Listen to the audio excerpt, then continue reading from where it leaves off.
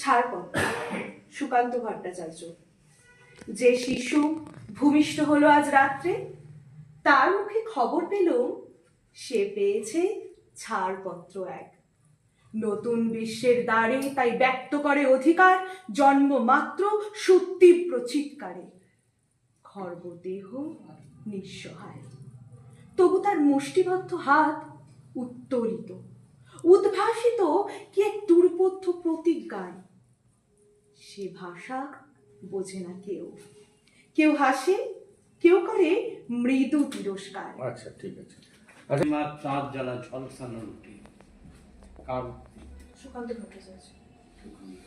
আচ্ছা, সুকুমার রায়ের লেখা কোনো ছড়া, শিশুদের উপযোগী কোনো ছড়া সুন্দর করে একটু শোনান তো। ঠিকানা সুকুমার রায়। অদিতি সামন্ত। আরে আরে জগমোহন, এসো এসো এসো। বলতে পারো কোথায় থাকে আদ্যানাথের মেশো? আদ্যানাথের নাম শোনোনি? খগেনকে তো চেনো, শ্যামবাচ্চি খগেনেরই মামা শ্বশুর জেনো। বাস, ঠিক আছে। আমরা সেখানে কমা, প্রয়োজনে সেমিকোলন, প্রয়োজনে হাইফেন, হ্যাঁ স্যার। পূর্ণচ্ছেদ এগুলো দিই। তা আমরা কমা, সেমিকোলন, হাইফেন কখন দিই? স্যার কমা, সেমিকোলন আর হাইফেন কখন দিই? স্যার কমা দিই যখন আমাদের একটার সঙ্গে একটা উদাহরণ বোঝাচ্ছি, বা কোনো কথা আমরা বাক্যটা যখন মাঝখানে শেষ করে তারপরে আবার শুরু করছি, মানে পূর্ণচ্ছেদের আগে। ধরুন আমি উদাহরণ হিসাবে যেমন বলতে পারি চাল, ডাল, সবজি, এভাবে চালের পর আবার কমা দিচ্ছি, ডালের পর কমা দিচ্ছি এভাবে।